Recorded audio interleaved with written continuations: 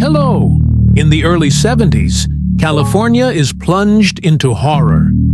A man calling himself the Zodiac attacks couples who have the misfortune of finding themselves in deserted places to do their business. The modus operandi is terrifying, and he kills them bloodily. He disappears before sending a letter or making a phone call. The more time passes, the more the number of victims increases, the more sordid the murders are. The very few survivors live thereafter, hidden in terror at the idea of meeting the killer again. But then, who is the Zodiac? What is the true story behind this serial killer who still fascinates today? Welcome to a new video. Our story occurs today, not in a specific state of the United States, but more generally in Northern California, which is the starting point of our affair, even if you will see that at the very beginning, no one calls the killer we will talk about in this video the Zodiac. The murders are considered gratuitous crimes or hassles that turn into carnage. But there I go too fast. David Farad was 17 years old at the time of the facts. It is a boy described as nice and very intelligent. He is one of the best students at Valero High School, where our first crime takes place, you will understand. He likes to do athletics, and for some time now this handsome guy who dresses in a suit and tie and combs his hair well to go to high school fell in love with a certain Betty, 16 years old, who is also a studious student there. David and Betty are not problem teenagers. For the moment, they are doing well in their studies, and their parents are very positive about their relationship, so much so that on Friday, December 20th, 1968, Betty is allowed to go out with David to officially see a Christmas concert before returning home. Except that the couple has no plans at all to go see a Christmas concert. He, David, has just got his license. His mother lends him her car. They are going to hide in a deserted parking lot for good. Well, there you have it. You understand? At 7:30 p.m., David, who has become a handsome guy, leaves his house. He lives near Farragon Drive. In this kind of case, in view of the horrors that the Zodiac is going to perpetrate, it is really important to know the last moments of the victims to find a possible suspect. On the way, so David takes his car. He takes Highway 30B. It's a December evening. It's going well. Take the Georgia Street exit and drive to 123 Redwood Court, where Betty lives, who, by the way, is also getting ready. Arrived at 123 Redwood Court, David waited 5 minutes, or rather 10, or even 15. But Betty ended up coming out after kissing her father and promising him to be back before 11 p.m. The couple then takes the road not to a Christmas concert, as you have understood, but to Lake Herman, belonging to the city of Benicia, which is completely deserted in the middle of December. It is a place well known to couples of the region who come there to do their business discreetly when they can't be at mom and dad's, because yes, we were all teenagers. If you refuse your 16 to 17-year-old teenager to sleep at his or her boyfriend's or girlfriend's, they will inevitably find a way to see each other in private. So, be careful. I am obviously talking about the context where the couple is the same age. We are not talking about Kevin, 28, 8 years old, who goes out with Chloe, 14, because he finds that she is mature for her age. There it is, a whole other story. It is 10:05 p.m. when David finally arrives in the area of Lake Herman. He finds a small lost road that one of his friends had recommended to him, and this park. He leaves the heating on. He moves his seat back, and there the couple spends the evening peacefully, even if honestly, from what I have read, they were not so peaceful, since 5 witnesses saw them. There was a shot at 10:15 p.m. that passed by the same road. Mrs. Stella Borge, who also takes the path to return to her property. which is in the lake area at 10:50 p.m. Homer, your and wife, a couple of workers who come to check the pipes in the area at 11 p.m. and 11:05 p.m. 2 hunters passed by the area to hang out in the woods. Then, at 11:10 p.m., another worker took the path to go to the refinery, a little further on. Everyone saw the couple alive. So little by little. But my little David, your discreet route is not at all discreet. Your plan is completely messed up. I may not live in California, but in the depths of my countryside when I was I was sure not to be disturbed in my coin while the evening passed quietly. It is therefore more than 11:10 p.m. when David notices in his rearview mirror a car that is just parked behind their thin vehicle. The couple says to themselves that it must be the cops who come to check if they are not smoking, but above all, that Betty is there consentingly and that she is the same age as David. The young man is getting ready to take out his driving license when the back window explodes with a deafening crash.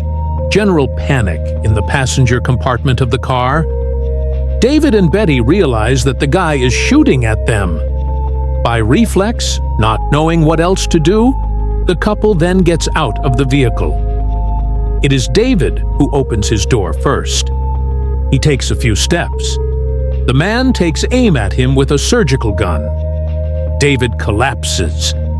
Betty does not turn around, continues to move forward to try to hide, but the area is completely lost. Impossible. 5 shots are fired in her direction. The teenager collapses 8 meters from the crime scene. The killer does not steal anything. Do not abuse anyone. He simply leaves at the wheel of his vehicle. No one didn't see anything. It was around 10:15 p.m. when Stella Laborge, who lives a little further away, remembered she passed by the car park at 10:50 p.m. and came back in the opposite direction to go into town. She then noticed David lying on the ground at the moment. The woman thinks that the couple may have been drinking a little and that David is asleep until, as she approaches with the headlights on, she notices Betty lying in a pool of blood. Mrs. Borge starts the car first and bottom in town to seek help. By chance, on the road, she comes across a police patrol. It is 11:19 p.m. The first patrol to arrive on the scene is composed of Captain Daniel and his second, William Turner. These 2 men do not know it yet, but they are the first agents to arrive at the very first crime scene that will be officially attributed to the one we will call the Zodiac. And I say officially because, if we dig a little, we realize that other people and other couples were similarly shot in California. But we will return to the crime scene given the massacre that was committed without cold. The agents did not find much concrete that could lead to a suspect upon their arrival. David is still breathing. He is unconscious and is making regular groans to fill his lungs with oxygen and not die. Betty, on the other hand, is already dead. She lost too much blood and was shot at point-blank range by the car's engine. The couple is still warm since, remember, David had left the heating on. Proof that the massacre took place just a few minutes ago, since it is the middle of December. California or not, at night the temperatures drop. An ambulance is sent on site to try to save the young man, even if the agents do not believe it. David has a hole in his head at ear level. A bullet went through there even if his body still had the reflex to breathe. His consciousness is certainly already somewhere else. As in every case, the local bigwig is called to handle the case. Sergeant Lun Blad de Valero arrives on the scene at midnight 5. He asks that the entire crime scene be photographed from all angles and also Betty. David's body has already left for the hospital at this time. He notices near the couple's car, well, not much. 9 shell casings, very light shoe prints that are almost already erased, and a deep tire track as if the killer's car had sped off. Loonblade declares at the crime scene, "It is a double murder of exceptional atrocity." At the same time, his team contacts the hospital to find out if David will survive. The verdict falls. David Farad is dead when he arrives. The only thing present at the crime scene that could lead to the killer are the bullets found in the bodies. When they pass through the weapon to reach the victim, the barrel in which they pass the mark in the manner of a fingerprint. So, if a potential suspect finds a weapon that has the marks present on the bullets, there is a good chance that it is the culprit. But hey, said like that, it seems easy. I tell you, say. And it's not going to be so. Loonblad launches his operations, Neighborhood Investigations. We retrace the teenagers' journey. We search their lives. Bettier had an ex-boyfriend who harassed her and who could have followed her on the way. But that night, the boyfriend has a concrete alibi. He was at a birthday party and watched TV with a cop friend. Anonymous reports are taken seriously, but no motive is found for the double murder. As I told you, David and Bettis are two teenagers. No story. Who just wanted to spend the evening together in a discreet corner. He had no enemies. Nothing was stolen from them. And Betty was not abused. She still has her underwear. The David Farad file. Betty Jensen quickly finds herself at Placard. A crime of opportunity, they say. Perp by the local nutcase. And yet at this same time, a man rejoices from home every day. He sees an article on the double murder. The investigation is not progressing. He is starting to get a taste for this media coverage, just like many serial killers before him. And in a while, he will even decide to play with the media, which will then give him his popularity. But before that, the Zodiac decides to go hunting again. From the month of July, summer activity. Like another who has never gone out on a summer evening to shoot couples at point-blank range in God-forsaken places. No one from the first double murder. Zodiac found his modus operandi. It's easy. At the time, you just had to enter the first lost path, or the second parking lot of a half-abandoned industrial area to find a couple to shoot. Which incidentally makes me say that at the time, some witnesses did not come forward, since in this kind of place there are bound to be voyeurs today. We find perverts on the internet, but at the time, our current perverts who hang out on the internet, where did they go to satisfy their voyeuristic urges? Well, they hid in bushes in lost places to watch couples. In short, Friday, July 4th, 1969, Darlene Farron, a 22-year-old, phones her lover to arrange a meeting. Mike Mago is 19 years old. Darlene, she has been married for a few months to Dine, who that evening works at the Italian restaurant on the corner. The couple has a little girl named Dina. But as I often say in the video, at the time you have to move quickly. You have to get married quickly, have children. So Darlene here, she finds herself a little stuck with a daughter in her hands. In a marriage, especially since she had already divorced a man named JC when she was only 22 years old. And unfortunately, she found herself quickly married again because of a big pregnancy, even though she wanted to enjoy her youth a little. So now, having a daughter rather than getting divorced, Darlene decides to have a lover. Who is Mike Mago? For some time, Darlene also says he is followed and observed by a mysterious man who stands guard in front of her house at night. Fair, ain't. She suspects her ex-husband, but has never recognized him at the wheel of the vehicle. Despite all this, does not prevent her this Friday, July 4th, from making an appointment with Mike, for having a nice evening out of sight, while Dina, His little girl is looked after by a babysitter. It is around midnight when, after going out on the town with friends to participate in the 4th of July party.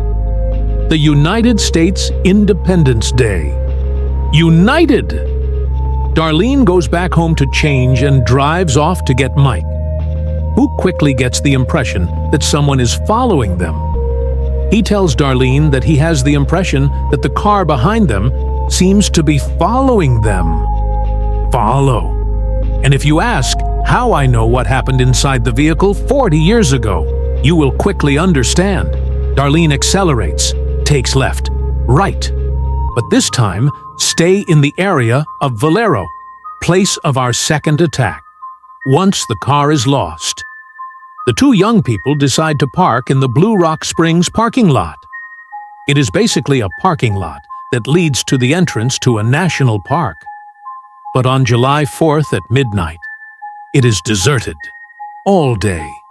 The world is celebrating the holiday, national, and watch the fireworks while in the car.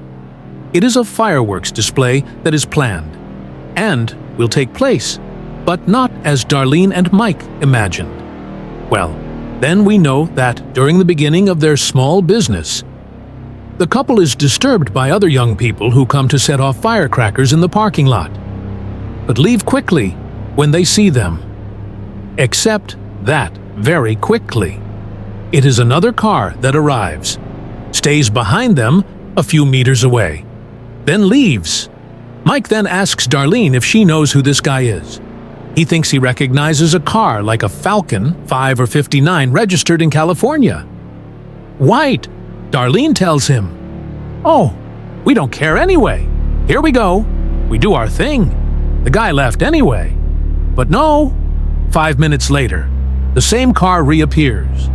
Mike is then at that moment convinced that it is a cop who comes to check them, since the guy gets out of his car, calmly, turns on a big torgy lamp and points it at the couple, just like David, the first victim.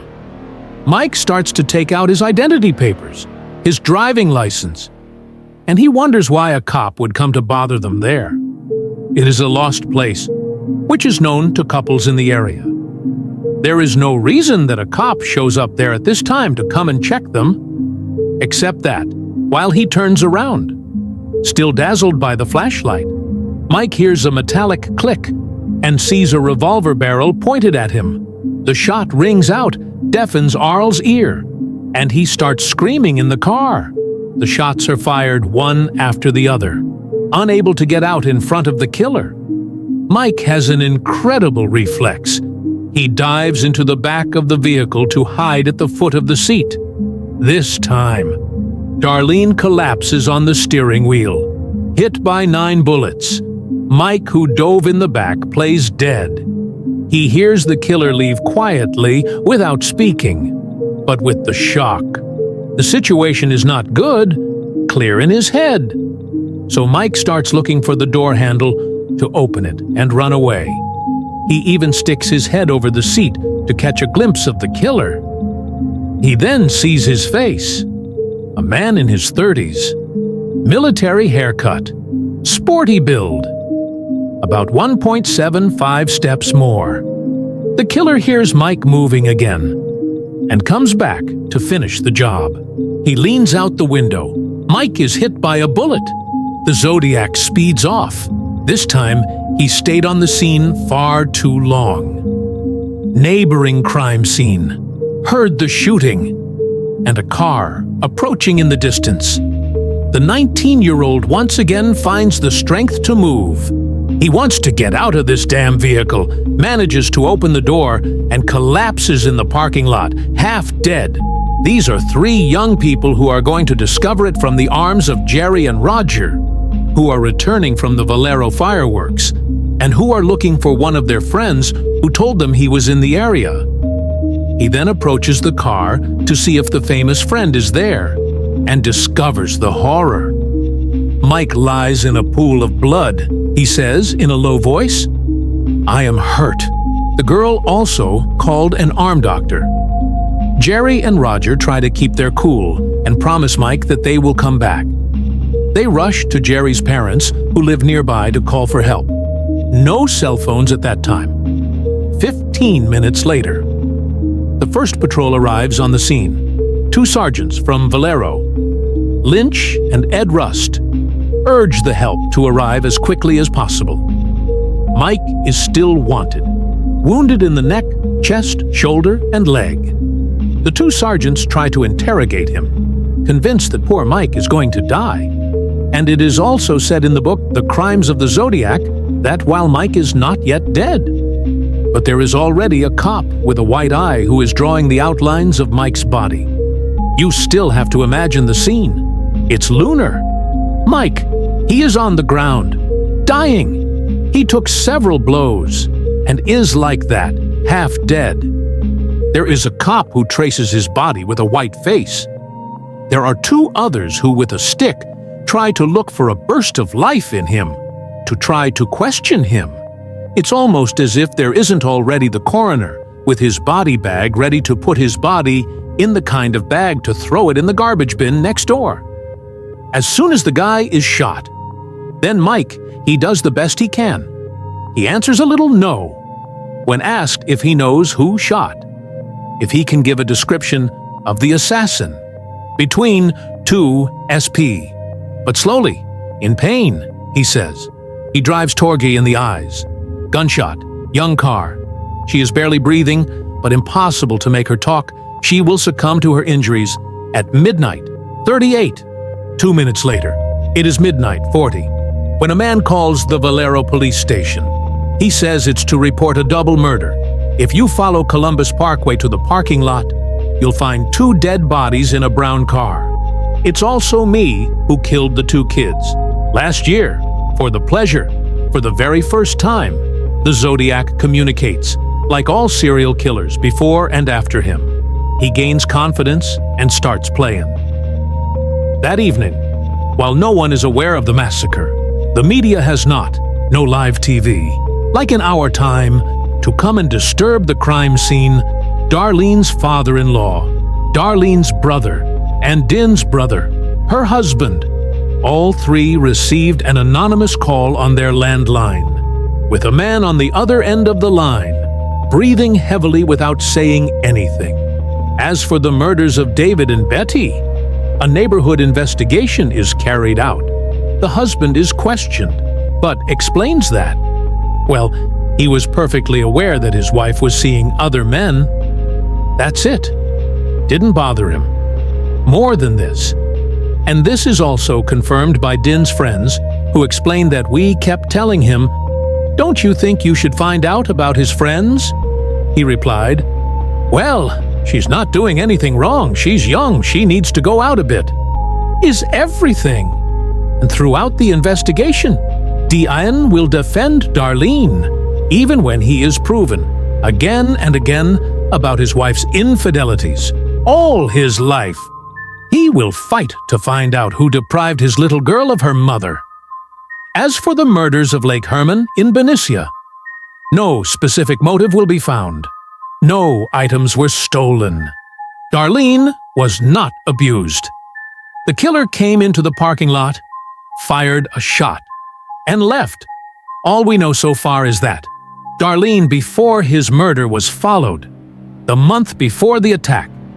Yet our Zodiac from this second attack commits 2 capital mistakes. The first is the parking lot of Blue Rock, where the crime scene is located east of Valero. The telephone booth in which he joins the investigators to take ownership of the murder is located in Spring Rod, just 8 minutes drive away.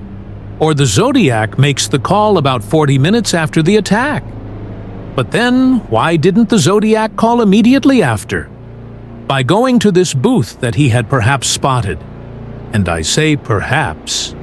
If we assume that the Zodiac is not the one that was observing Darlene the month before her murder, since this telephone booth is a few hundred meters away from the young woman's home. So for the investigators who will later work on the Zodiac file, at this stage, the video does not exist. 2 theories are plausible. Either Zodiac, after the attack, returned home to clean himself in Valero. So he lives in town. So he was there for a little while. For 40 minutes. He didn't know what to do. And then he went to the phone booth. There is still a theory in both that seems the most probable. The most plausible being, therefore, that the Zodiac lives at that time in any case, on the way or in the vicinity of this road, which leads to the telephone box. He may even have been there on foot, without having to take his car again. The second mistake of the Zodiac is not to have verified that Mike was indeed dead, since the young man who saw the killer's face will survive his injuries, and his testimony will be crucial for the continuation of the case. But in the meantime, we will let the guy recover from his emotions, since after the attack, after surviving, Mike will live in absolute terror, to the point B that he will dye his hair, will wear 15 layers of clothes, will disguise himself, will wear makeup from time to time. So afraid is he that the Zodiac will come and finish him off, especially since it is at this time that the Zodiac will begin to communicate with the press. So Mike, he has the cash. The Zodiac talks. July 31st, less than a month after the second attack, which cost Darlene his life. 3 newspapers, the San Francisco, Examine the San Francisco, Chronicle, and the Valero Times-Herald. Each receives an anonymous letter saying, "Dear editor, I am the murderer of the 2 teenagers last Christmas in Lyack, and the girl last July 4th. To prove this, I will state some facts that only I plus the police." Soap in the rest of his letter. The Zodiac indicates how many shots were fired for each attack, how the bodies were positioned, how the victims were dressed. But above all, he also gives the precise brand of the ammunition used, which was not disclosed in the media. He attaches to his 3 same letters a different encrypted message for each writing. He writes with each encrypted message.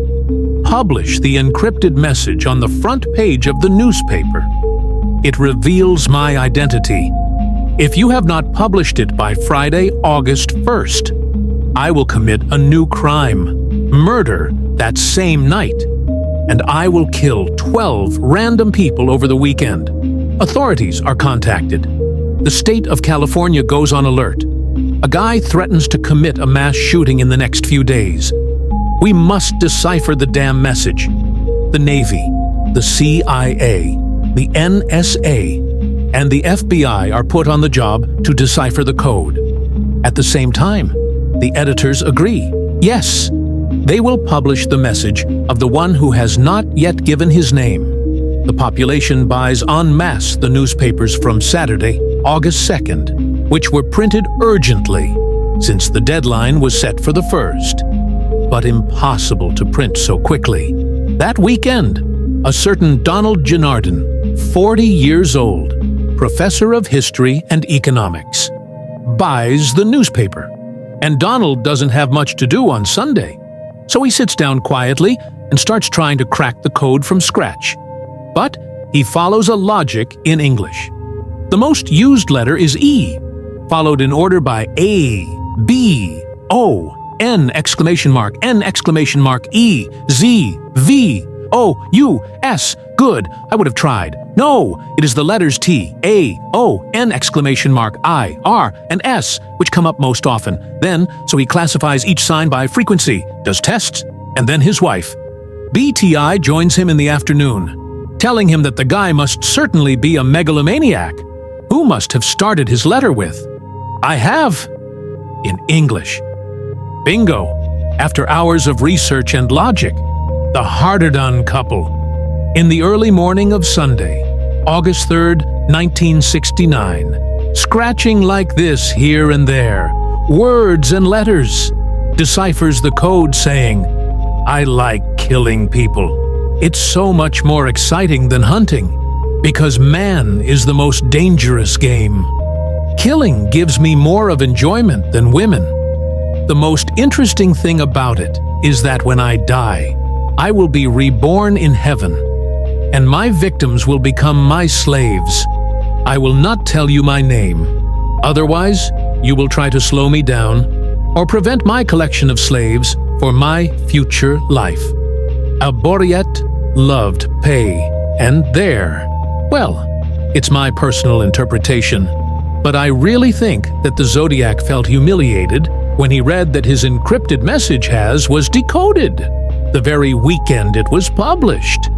I mean, it wasn't even a week ago. The guy in his office was racking his brains, inventing an alphabet, a code, making a message, sending anonymous letters.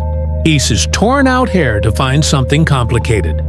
And out of nowhere, so that Betty Harden, Donald's wife, one Saturday afternoon, between the leg of lamb and the potatoes, she comes to help her husband decipher the coded message of the Zodiac, and that the couple succeeds in just one weekend. I would have been him. I would have made myself very small. Anyway, the investigators feeling confident, since the killer does not seem that intelligent, even if at first glance the encrypted message can be scary, will communicate the Valero police chief. Jake Steels will ask the killer to provide more information about the murders. To prove he is the culprit behind the carnage, on August 7th, a new 3-page letter is received. Beginning with this is the Zodiac speaking to you. This Thursday, August 7th, 1969. The Zodiac officially takes his name as a killer, the one who will enter American judicial history and cross the ages. In this 3-page letter, the Zodiac details the first 2 attacks that I told you about.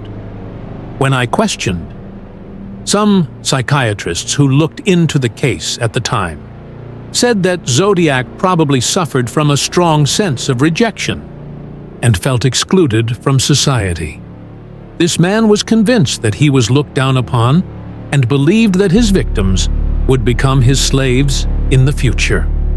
In a future life denotes in him a feeling of omnipotence, a sign of his own delusions of grandeur.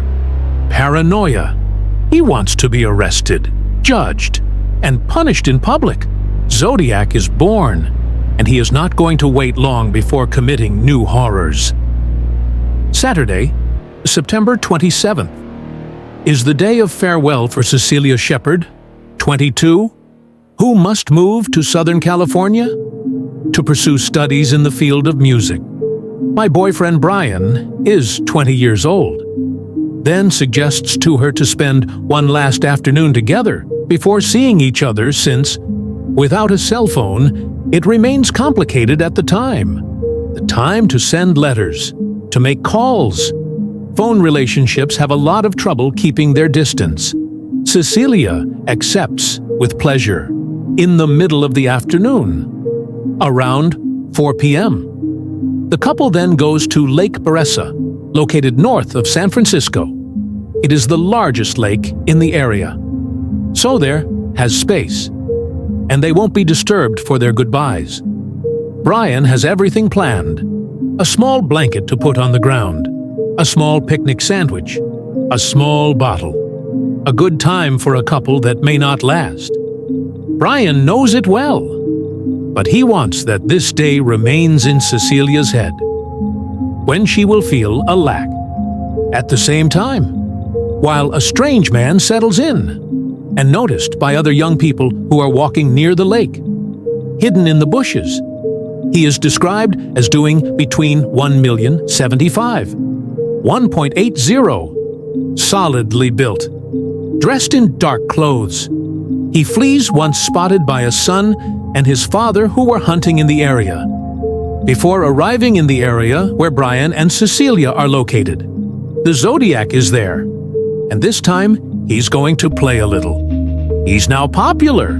We know his name, and he wants to shock people, so he's planned an outfit, one that will go down in history, but that he'll only wear once. According to me, research Since all the other murders were committed with their faces uncovered, the Zodiac puts on a sort of long tank top, which ends with a square-shaped hood. In the middle of the garment, he has embroidered a circle with a cross inside. While Cecilia and Brian is having a picnic, he then sees the man approaching. Cecilia barely has time to warn Brian that she starts screaming that the man is armed. "Give me your money and the car keys. I have to go to Mexico. I'm from Nevada. I escaped from prison. I killed a guard. I stole a car. I have nothing left to lose. I need cash." Brian doesn't try to play the hero. He explains that he doesn't, has not much money, throws his car keys as ordered by the Zodiac, who does not even bother to collect the money or the keys. All this is just a sordid scenario to gain the confidence of the victims of elsewhere. Brian is not afraid of the unknown. He does not beg him to spare him. And when the Zodiac takes out a rope and asks Cecilia to tie up Brian, he whispers to him that he must try something. He can try to grab his gun. He looks single, that's all. But Cecilia begs him not to do anything. The young woman is terrified and tightens Brian's ties as he should, who quickly can't move anymore, tied up in turn by the Zodiac. Cecilia finds herself tied up next to Brian, who continues to inveigh. The killer asks him what he really wants. He has the money and the keys to the car. It's good that he leaves them alone.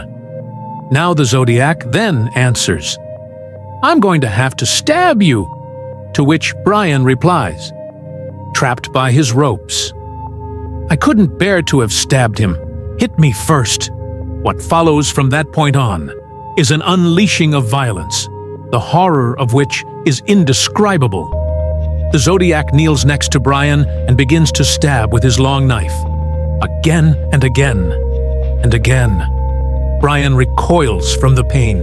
Cecilia screams in terror, asks the man to stop. Brian loses half-consciousness and no longer struggles. Cecilia screams even louder as the Zodiac approaches her and begins to strike.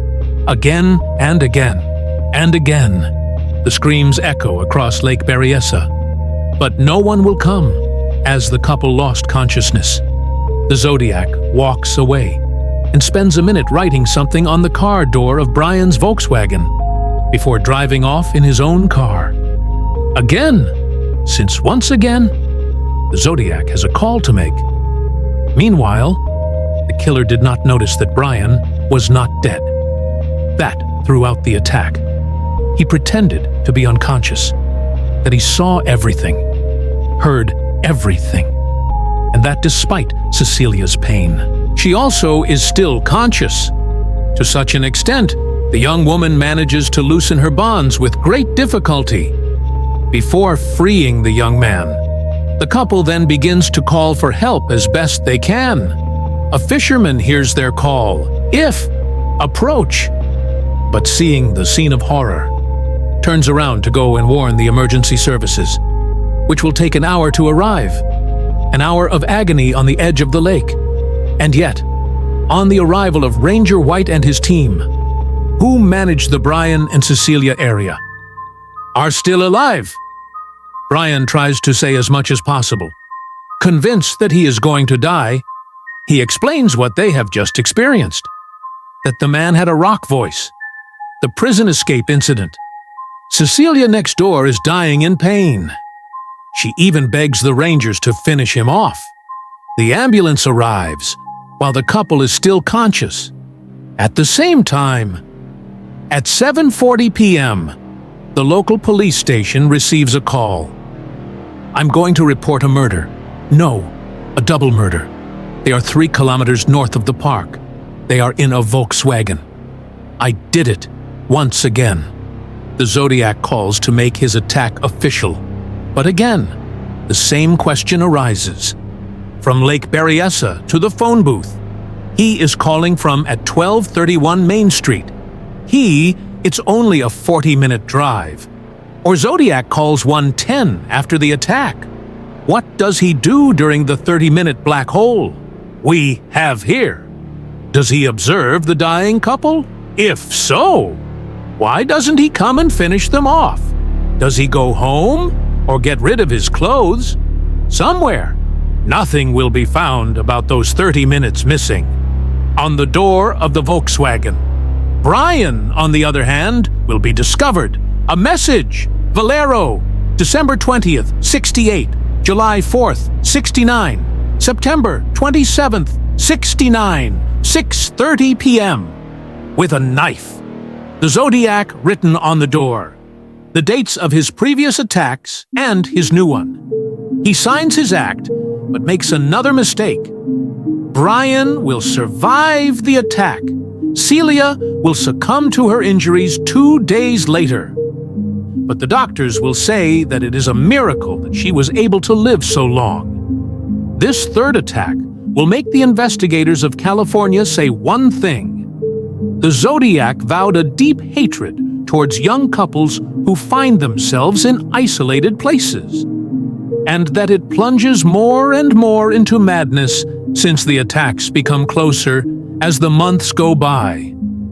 From this, the Zodiac is more dangerous than ever since it moves. The first attack took place in Benicia. Then it went back up towards Valero, before now attacking a couple at Lake Berryessa. However, the investigation is progressing. In any case, the case thickens. To identify the killer, we find footprints size 44, car wheel marks since each tire has its S on the phone, that the Zodiac touched during the call. Well, we put a little powder to find prints, digital, and I'll tell you right away. In fact, the expert, or finally the cop, I don't know if he was really an expert, he has the shakes when he puts the powder on the handset to take the fingerprints of the Zodiac. So he interferes completely with the crime scene. There it was certainly the only moment in our whole case where we could have had fingerprints of the Zodiac in super quality.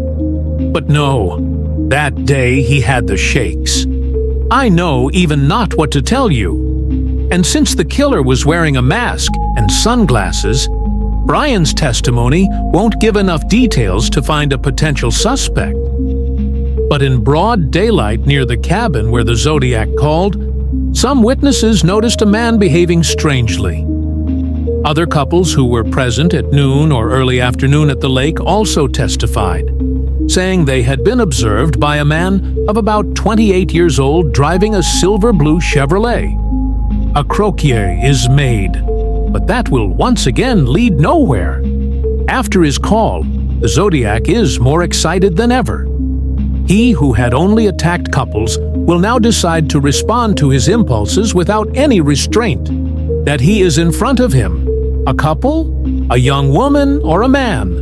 On Saturday, October 11th, Paul Listine, 29 years old, takes his shift for the San Francisco taxi company and sets off on the road until a man in front of the Pinecrest restaurant raises his hand for a fare.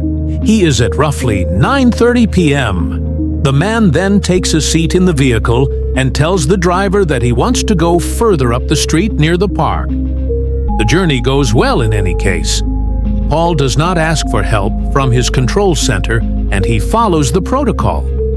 He indicates that he has a client, that he is going to near the park, that the car is driving.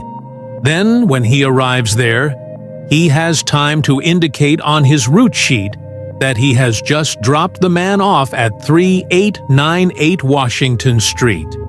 A single gunshot to the head. Paul didn't see anything coming. He collapsed dead on his steering wheel. At the same time, a 14-year-old teenager looking out his window saw the Zodiac cutting up Paul's shirt, putting it on in his pocket, and then walked down the street. At 9:58 p.m., 3 minutes after the shot, the authorities are called to the scene to discover the horrific crime scene. Paul is lying in his taxi with a bullet in his head. only a piece of his shirt was robbed. Arrived quickly on the scene, the very first patrol then gives a description. The teenager who witnessed the scene says that the man is a young man under 40 years old, of muscular build, short hair, military type, with glasses, dark brown pants, and dark shoes. The first officers to arrive on the scene therefore call their central station to give the description of the killer and broadcast it to all the other patrols in San Francisco. The operator on the other end of the line therefore notes the description and then broadcasts it to all the patrols in San Francisco that the wanted killer is black. When no, we are looking for a white man. I would have preferred that it was a very bad joke on my part, but it is not the case. That night, all the police patrols of San Francisco will hunt a black-skinned killer, while the one who shot Paul was white, according to the teenager. The Zodiac thinks he is tracking him. He even says to himself that he did something really stupid when he hears the police sirens, which start to resonate from neighborhood to neighborhood. He rushes to go up the street to reach Jackson Street. His goal is to go and hide in the park. But while he is going up Jackson Street, he comes across a police patrol composed of Donald Fu and Eric Zelms, who tell him they are looking for an armed black man who has just to kill a taxi driver in his cold. The Zodiac does not panic. He indicates that he saw the killer flee a little further. Donald and Eric run away. The Zodiac continues on its way. In our whole affair, it is officially the only moment when the whole story of the Zodiac could have changed. The killer had never been so close to being arrested. And yet, he only passes the patrol and continues on his way while Donald and Eric continue to run after a suspect who does not exist. They then receive a new call from their central error. The killer is white. I repeat, the killer is white. Donald and Eric understand. They turn around, but it is too late. The Zodiac has vanished. Dogs are sent in. The park north of San Francisco is in alert. The tragedy will last a good part of the night, but will not give anything. Following the testimony of the adolescent witness to the murder, the famous robot portrait of the Zodiac that we see almost everywhere will see the light of day on Tuesday, October 14th. A letter is received again by the San Francisco Chronicle saying, "It's the Zodiac speaking to you. It's me who killed the taxi driver. Here's a piece of his shirt. The San Francisco police could have caught me last night if they had searched the park properly, instead of engaging in their stupid car chase to see who makes the most noise. They just have to wait patiently for me to come out of hiding. School children make wonderful targets. I have a feeling like tackling a school bus shift one of these mornings. I'll blow a front tire and smash the kids who get off the bus. Because this end of the era in which the Zodiac threatens to attack a school bus will create general panic in Northern California. And this panic, the Zodiac will take a liking to it. So he will send dozens and dozens of threatening letters. He will explain wanting to attack a cop, or detonate a bomb in a vehicle, or even on a passing school bus. He will also say that from now on he will no longer communicate about his murders, and that he will simply chain them again and again until no one will stop him. And on this point, the Zodiac does not lie. Since other murders will take place, and have even already taken place with the same modus operandi. There is even this woman. We will talk about Caitlin Jones, who with her 10-month-old baby will be kidnapped in the middle of the night by the Zodiac, who is going to take him for a little ride in the car. But before continuing, again, on the horrors that the Zodiac has been able to commit, here is the second part of this HF, the one that will make you ask yourself 101 questions. Since we are finally going to talk about the potential suspects, the suspects in the Zodiac affair, You can imagine that there are an impossible number of suspects. But fortunately, I am here to sort them out. It is still me who is doing it. All the work. We first have Richard Gakowski, denounced by an anonymous person hiding under the pseudonym Goldcatcher. Richard, he is today still in the list of suspects. Since Nancy Slover, the cop who answered the call of the Zodiac on July 5th, 1969, recognized his voice perfectly. Years later, when she was played an audio recording, she never changed her story. She is convinced that Richard is the man who called that night. In the coded letter of the Zodiac, we find also 4 symbols: G, exclamation mark, Y, K, E, which correspond to the nickname given to Richard Gakowski. When we know that the Zodiac said that his identity was hidden in the code, we can also ask questions. Richard was interned in a psychiatric hospital in 1971. After that, the Zodiac did not write for almost 3 years, and upon his release from psychiatry, the Zodiac began to send letters in 1974. Richard died of lung cancer in 2004 at age 68.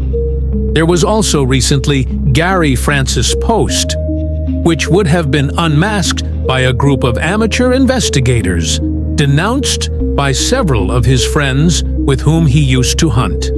His identity would be in the cryptographers of the Zodiac. The FBI said he was more than skeptical, and the track quickly fell into oblivion. Well, there were dozens of contenders for the title of Zodiac. Dark-haired guys with glasses who behaved a little strangely in California at that time. Even recently, several articles have come out saying that the encrypted letters named Z13 and Z32 exclamation mark, which have never been decrypted, have finally been. And we would find the name of a certain Lawrence Kane, but once again, it fell through. According to the experts, the cryptographers of the letters Z13 and Z32 are too short to discover any alphabet there. But there is indeed a suspect who really stands out.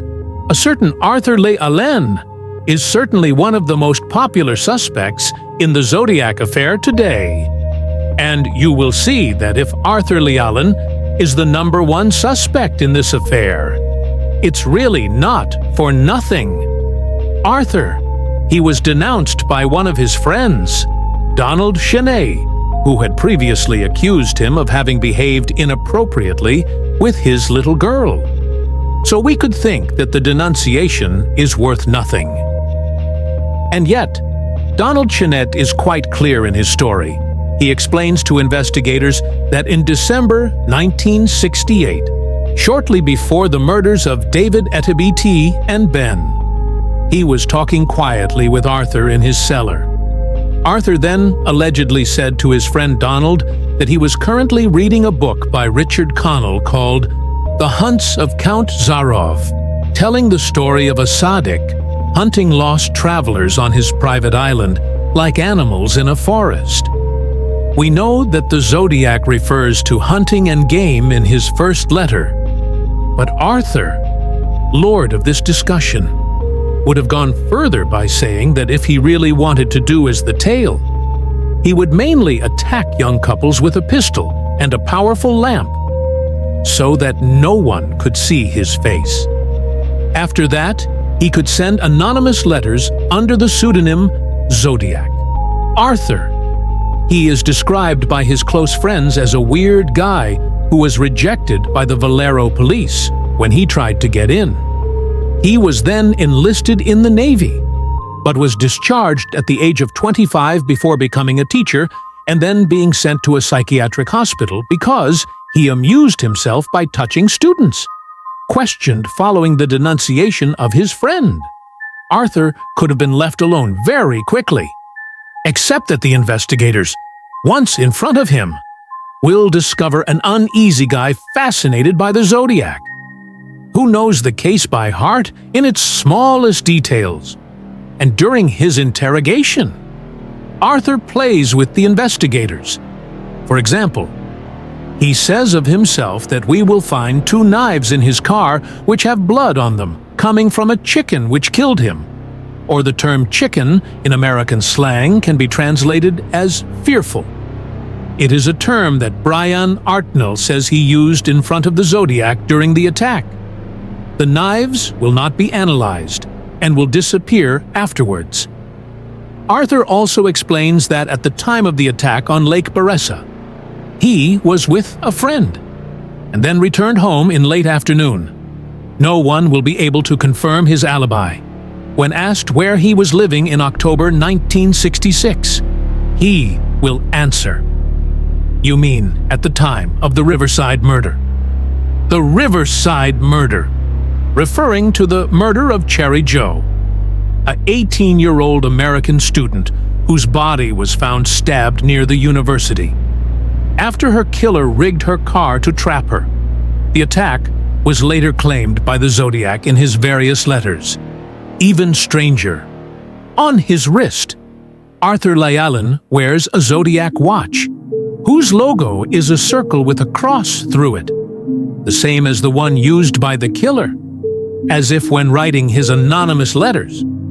Arthur, looking for a pseudonym, had simply looked at his watch and said, "Oh well, Zodiac is not bad. Plus, there is the little sign." Good, so I am exaggerating. But you understood what I mean. At the time of his interrogation, Arthur plays with the investigators, since he refers to expressions that the Zodiac uses in his many letters. For example, he says that he wished for a time in Vienna when the policeman would no longer be nicknamed Port. This is a phrase that the Zodiac says in one of his letters on September 14, 1972. Arthur's mobile home is searched. Investigators find nothing there, and the investigation stops there. Until 1992, when a search warrant is issued for his property at 32 Fresno Street in Valero, where he finds in the basement of plans to build a bomb. Threat that the Zodiac repeated on several letters, several firearms, a knife, a typewriter that corresponds to the brand that typed the letters of the Zodiac, and his famous Zod watch. Unfortunately, 20 years after the attack, you can imagine, although everything was cleaned and no DNA of a potential victim was found on the weapons and knives, there was a person who saw the killer's face between 2 or 3 shots. Mike threw himself at the back of the vehicle during the attack, and well into 1991. Valero investigators will find it difficult to find him, since the boy fell into depression, and he never really recovered. The horror experience that night in July 1969.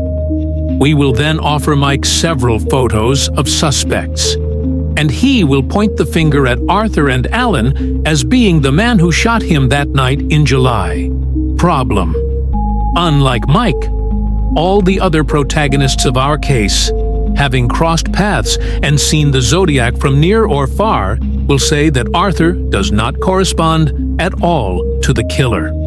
Moreover, a handprint was found on Paul's taxi after his murder, and this does not correspond to Alan's fingerprints.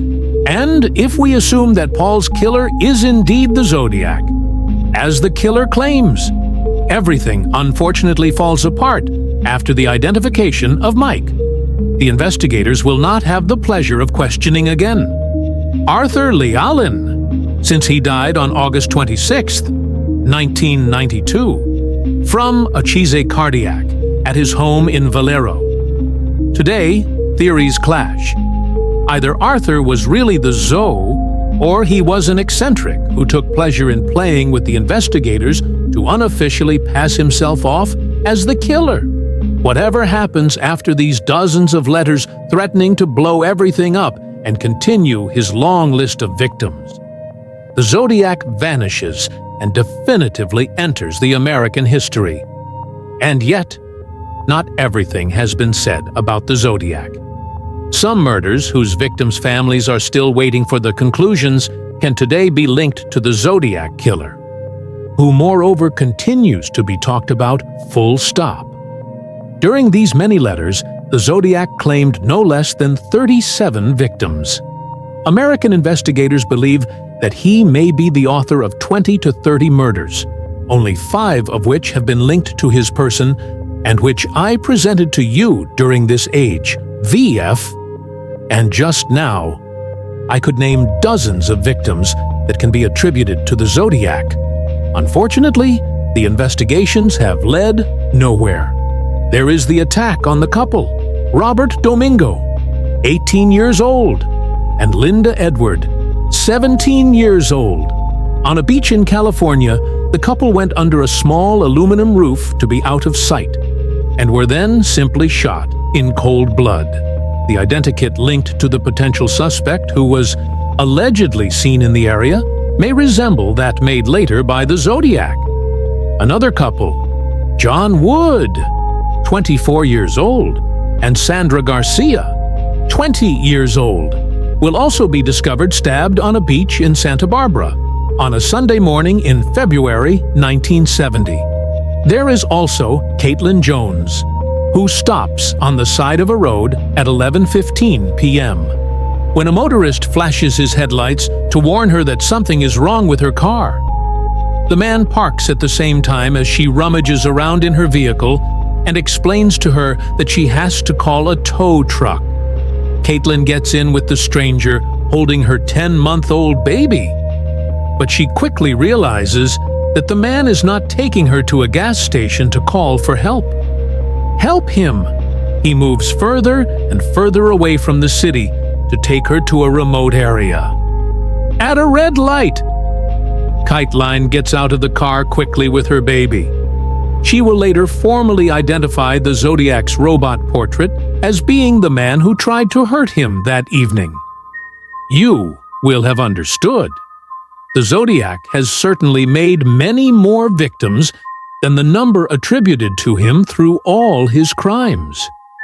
And he has succeeded in the feat of not catching the Zodiac over the years, has been the subject of a real fascination.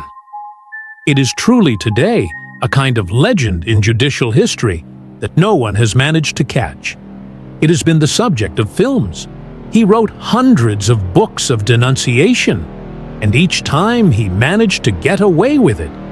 He was so popular that at the time, and still today, some people dress up as the Zodiac for Halloween. The film bearing his name, which came out in 2007, would make 85 million entries around the world, an astronomical figure for the time. Today, the vast majority of the protagonists linked to the case are dead. Anyway, every 2-3 years, an article comes out saying that the Zodiac has been identified. It is sure, but every time it leads nowhere, even if the FBI takes the trouble to verify the information. The Zodiac case will certainly remain forever a tough case. Now, everyone can choose their favorite suspect from the list that I have presented to you. And who knows, maybe one day, deep in an attic or in a cellar in California, someone will find a box containing the relics of the Zodiac. In his knives, his weapons, and his clothes, which to this day have never been found. If you watched this how, put Zodiac in a comment and do not hesitate to tell me if you learned things through this video. Did you know the Zodiac affair? Or did you discover it thanks, perhaps, to this video here? I await your comments. It was very complicated to sort through all the information we have on the Zodiac. It really goes in all directions, so I really did my best. Here is to make my little stew and put everything back in order, so as there are Zodiac experts who watch this video.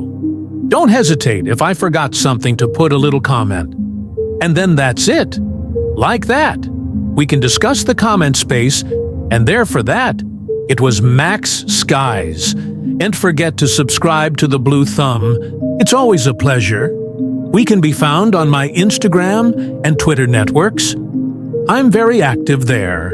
And next Friday at 6 p.m. for a new HF. And then bye.